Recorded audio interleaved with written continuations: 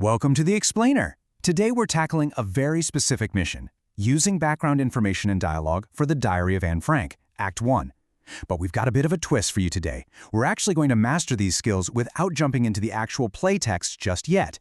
Think of it like this. Before the curtain can rise on a script, we have to build the stage. We really need to know how to anchor a story in its historical reality. And honestly, it's just as important to understand exactly how playwrights use the tiny mechanics of dialogue to bring human beings to life. So let's dive right in. Okay, here is our roadmap as context detectives today. We're going to cover verifying context, context versus evidence, checkpoint 1, modeling dialogue, the prediction misconception, and finally, recap and transfer. Let's go. Section 1. Verifying context. Now, this is absolutely crucial. You wouldn't just walk onto a movie set without knowing what era the film takes place in, right? Securing the scene by verifying the historical background is how we ground our literary analysis in reality. To do that, we use a quick 5-step checklist on our background material before we read a single line of a play. Step 1. Verify the author. Who is giving us this info? Step 2. Check the date. When did these events happen? Step 3. Establish the setting. Where in the world are we? Step 4. Identify the source type. Are we looking at a diary, a textbook, maybe a play? And Step 5. Determine the historical context. Basically, what major world events were happening at the time. So, let's put this into practice. For our upcoming unit, we're using background materials from the US HMM. Let's just run our checklist on it really quickly.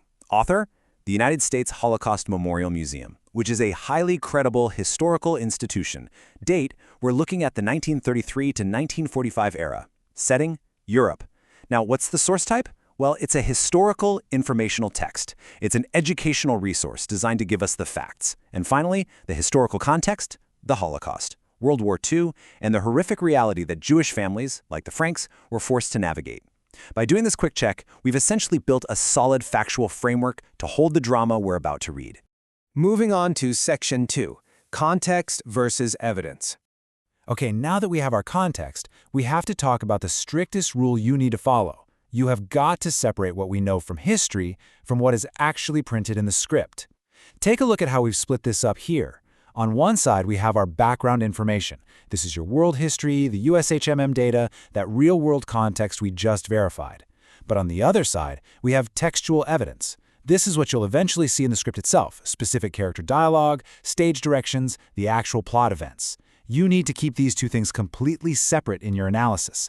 If you're trying to prove a character is feeling panicked, you can't just point to a history book and say, well, World War II was happening. No way. You have to point to the script and say, because the stage direction literally says the character's hands were shaking. Remember this, history builds the world, but the text builds the character. Section 3 brings us to checkpoint 1. Let's see how we're doing. Here's a quick challenge for you. If you state in an essay that World War II severely impacted Europe, are you using background information or textual evidence?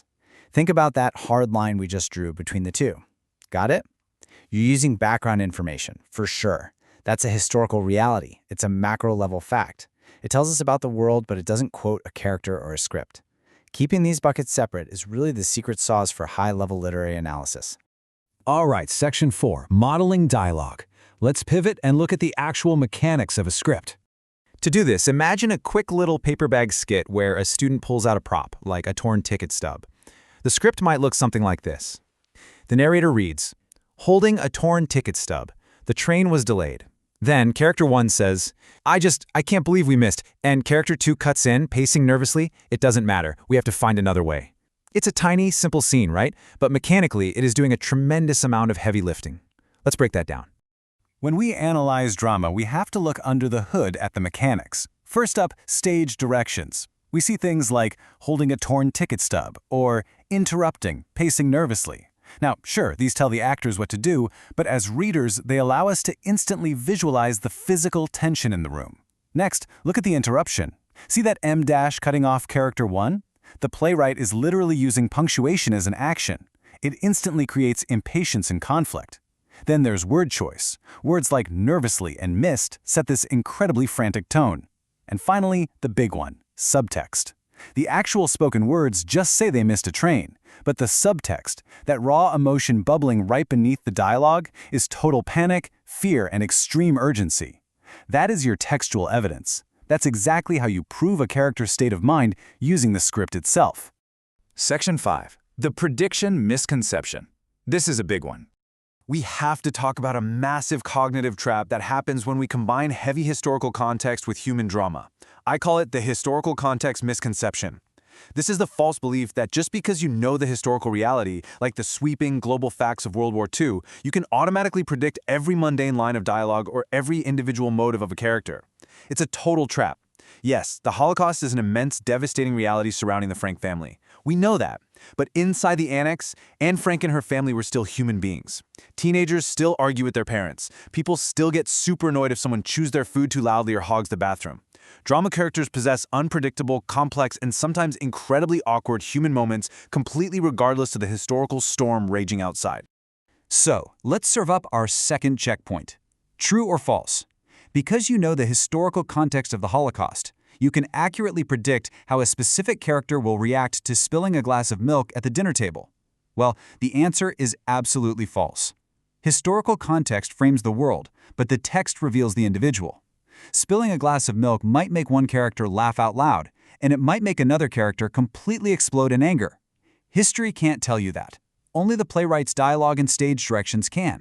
And finally, Section 6, Recap and Transfer. We've covered a lot of ground today. Here is your strict 3-sentence recap to lock all of this in. First, always verify the author, date, setting, and source type of your background information before reading a play. Second, keep your historical background information completely separate from your textual evidence when analyzing a scene.